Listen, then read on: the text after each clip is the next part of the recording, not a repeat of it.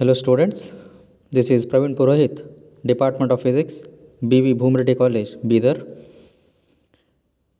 In this session, we are going to study about Thermodynamics Module 3. So let us see.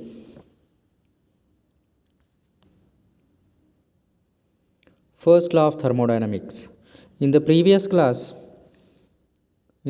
session, we have studied the zeroth law of thermodynamics. In this session, we will study about first law of thermodynamics. It relates to heat, internal energy and work. So in the picture, you can see here, there is a boy and in his hand, he has some energy drink. So he is telling that I am taking energy drink. That means Q amount of energy entering my body. So he gains Q amount of energy from the energy drink. So we can say that Q amount of energy is entering the body. Now I have gained Q amount of energy and I am ready to do work. So after getting an energy, he is ready to do some work. So the total energy becomes E1. And now after drinking an energy drink, this boy becomes a muscular boy. Has gained Q amount of energy. And now he is ready to do work. And the total energy is E1. Now I have lost W amount of energy in doing work. So total energy has become E2. So this boy spends W amount of energy in doing some work. Here he is doing a weightlifting. I think you might have seen the weightlifting championship. So here he is spending W amount of energy in doing some work. And his total energy becomes E2. Now, here Q is equals to inlet energy to the body. So, whatever the energy is going into his body, that is Q. W is equals to outlet energy in the form of work.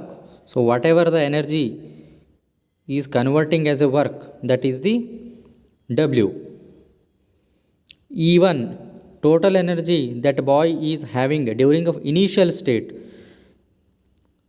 So initial state, whatever the energy he has, that is E1. E2 total energy that boy is having during the final state. Whatever the energy that he has, that is during the final state, that is E2. Now the body gains Q amount of energy and spends W amount of energy.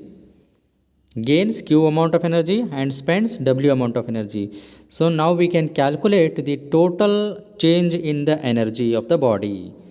And that is given by Q minus W. So this change in total energy is nothing but E2 minus E1.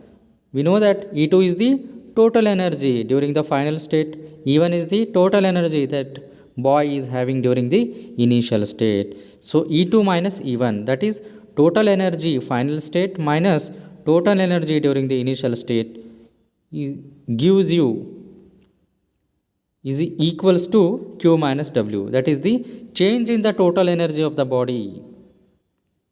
Therefore, this equation is known as first law of thermodynamic equation. So this is the first law of thermodynamics. That is net change in total energy delta E is equals to Q minus W. Q is heat added to the system. W is work done by the system. So we can state that the net change in the total energy of the system is equal to the heat added to the system minus work done by the system. By looking at the equation, we can make a statement of the first law of thermodynamics. So, when the system gains heat, that is Q, its net change in total energy delta E increases. But when the work is done by the system W, then the net change in total energy delta E decreases. So, if system gains heat, total energy increases. When work is done by the system, total energy decreases. So this is the relation between that heat added and work done towards the change in the total energy. Now mathematically, equation of first law of thermodynamics is delta E is equal to Q minus W. Here, if Q increases, then delta E also increases. That means if heat added to the system is increases, then change in the total energy also increases. If W increases, then delta E decreases. That means if work done by the system increases, then the change in the total energy decreases. Now, what is heat capacity and specific heat? Heat capacity. Look at the diagram here. Sand becomes very hot due to sun rays, and water remains colder even in scorching summer noon. Both sand and water are receiving the same amount of sun rays, that is heat energy. Then why there is a difference in the temperature of the sand and water? So why this happens?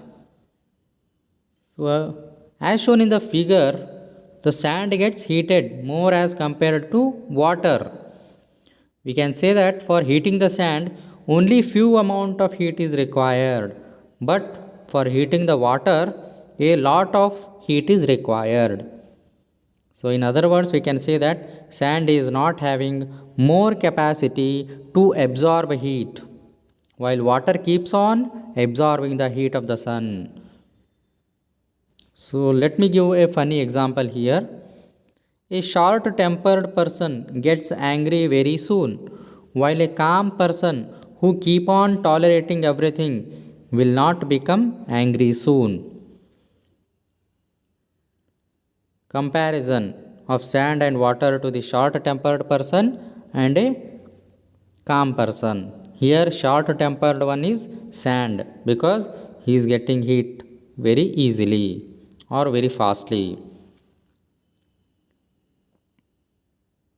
And calm person is water. He is very cool. So heat capacity is something similar to this. The amount of heat required for the same change in temperature is different for different objects. The change in the temperature different for different objects.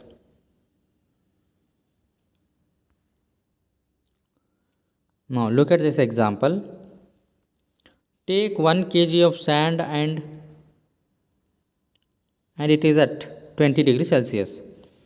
Now if I want to increase its temperature to 25 degree, the amount of heat required to increase the temperature from 20 to 25 degrees Celsius, say 1000 joules is required.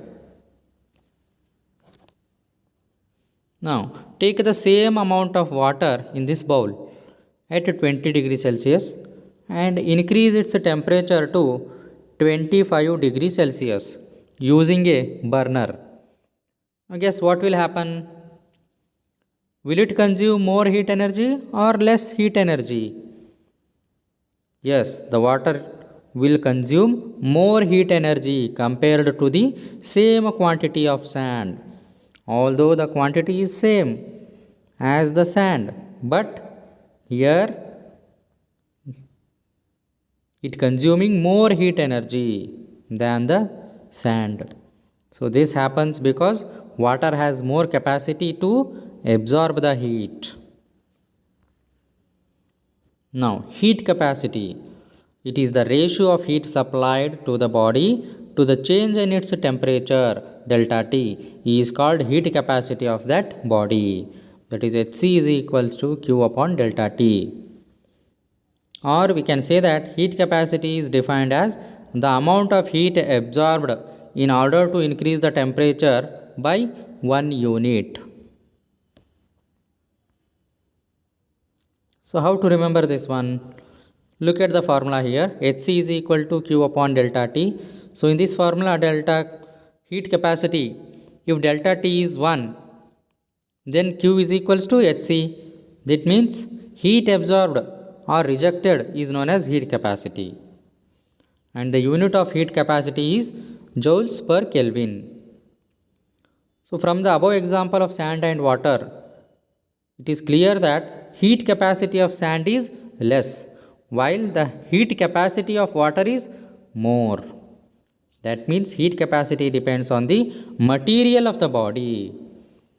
And also heat capacity also depends on the mass of the object. Bigger the mass of the object, more heat will be absorbed. So heat capacity will be more. While smaller the mass of the object, less heat will be absorbed. So its heat capacity will be less. Now, specific heat capacity. So till now, we studied about the heat capacity. So it is similar to that heat capacity. Just see the above picture here. We can see the iron block having 1 kg mass. During the initial stage, its temperature is 20 degrees Celsius. Now, applying some heat, its temperature rises by 1 degree Celsius and its temperature becomes 20 to 21 degrees Celsius. So during this phenomena, the amount of heat supplied known as the specific heat capacity of the body. Now, it is defined as the amount of heat absorbed in order to increase the temperature by 1 unit of a unit mass. That is C is equals to Q upon m delta T. Here C is the specific heat capacity, Q the amount of heat absorbed, m mass of the object, then delta T temperature. So in other words, if the mass of the body is unity, then the heat capacity of the body is known as specific heat capacity. So how to remember this? Look at the formula. C is equal to Q upon m delta T. So in this formula, if delta T is equals to 1 and m is equals to 1, that is temperature is 1 and mass is also 1, then Q is equals to C. That means heat absorbed Q is known as specific heat capacity. The SI unit of specific heat capacity is joules per kg per Kelvin. So the specific heat capacity of water is 4182 joules per Kelvin. 4182 joules per kg per Kelvin. So this is all about the first law of thermodynamics, heat capacity, specific heat capacity. Thank you.